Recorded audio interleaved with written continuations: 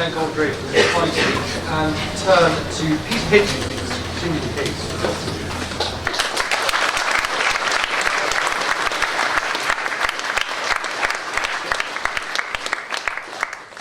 Good evening, Mr. President, ladies and gentlemen. I spend much of my time these days going around the country losing debates.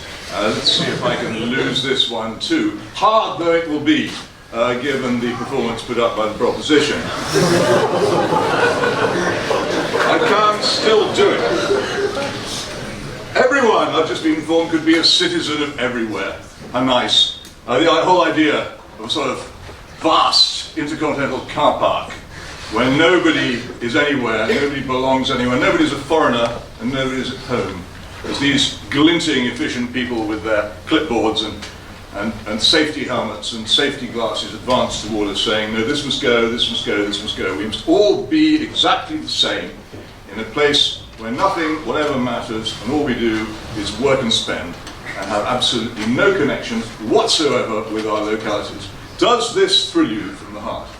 I have to say I find it just a trifle bloodless as a concept. I also find it a tiny bit insulting to have the idea of the nation state, something in which I have lived all my life, and in which my parents lived, and which my father risked his life to defend, being demeaned as some kind of source of racial hatred and genocide. The particular nation state in which I have lived all my life has done none of those things at any stage, and cannot be accused of them, and has indeed done a great deal to prevent them. And I would think that it would be wise of people, if they wish to discuss this, to distinguish between certain types of nation states and other types of nation states.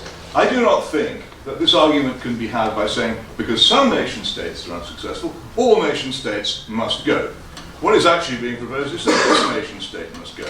And in a way, this nation state in which we live and move and have our being, is the example for all nation states to follow. Not all of them can follow it, that's their misfortune, but some of them can, and as an example it seems to me to be better than the global nothingness which is being proposed as an alternative.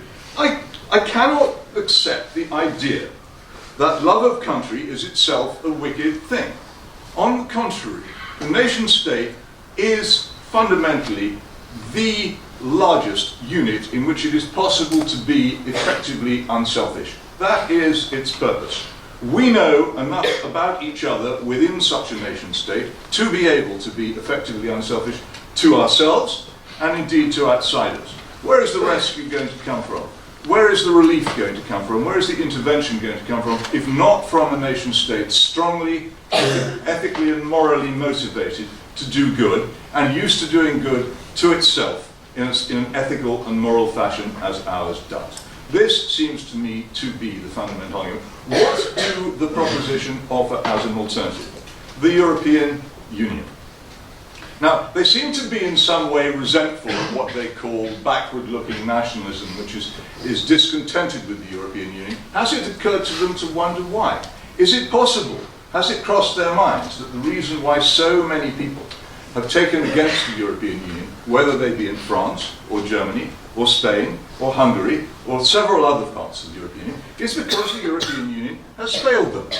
Because they look around it and they see there is no work for them to do. Because they look around it and they see themselves in the grip of mad scientists who've imposed on them the most ridiculous currency since the ruble, which is dragging down their economies and destroying economic life. Do they perhaps feel that maybe, just possibly, the European Union has also made a mistake by inviting into its landmass huge numbers of people it cannot conceivably integrate? Do they feel that they have been abandoned? Actually, yes they do. If something fails, it is not unreasonable for people to turn to an alternative, and it is extremely intolerant, foolish, lofty, patronising, and fundamentally wrong to tell those people that they've done this because they're racial bigots and potential murderers. We're told also, here was the thing, yes, genocide and ethnic cleansing belong to the nation state. I have to say, this is a straightforward falsehood.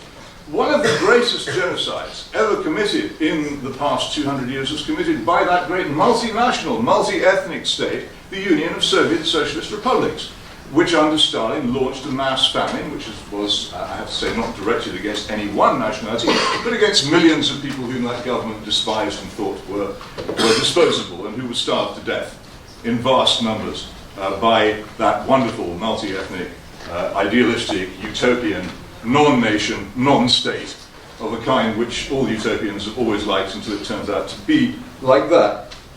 I'm sorry, it doesn't seem to me to be remotely true. Now, there is another small point here that I think does need to be made.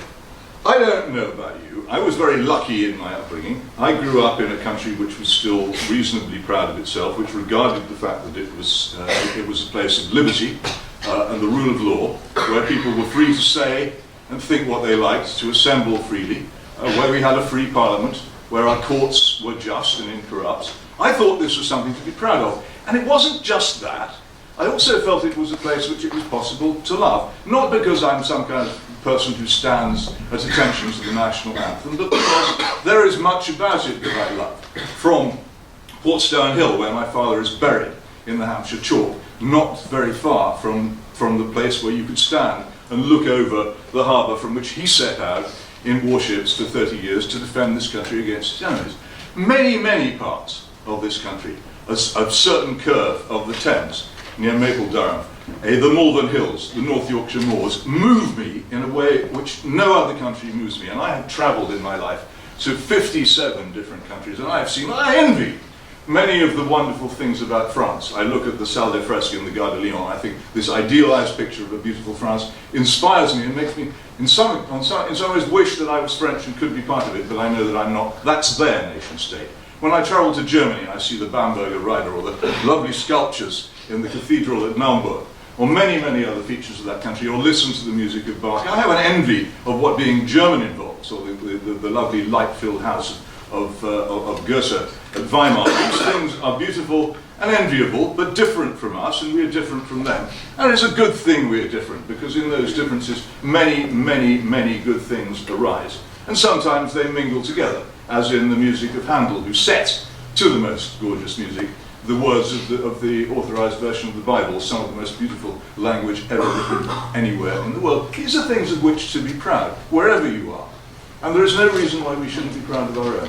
The nation state is not an evil thing. The nation state is the source of many good things. In some ways, the source of most good, because it is the place where we are enabled fundamentally to be, in this country, Christian, and therefore unselfish, and therefore capable of doing good. It is not something to be despised. It is not something to be swept away. If we sweep it away, we shall all gravely miss it. I would rather have what we have than the car park that the proposition proposed. Thank you very much.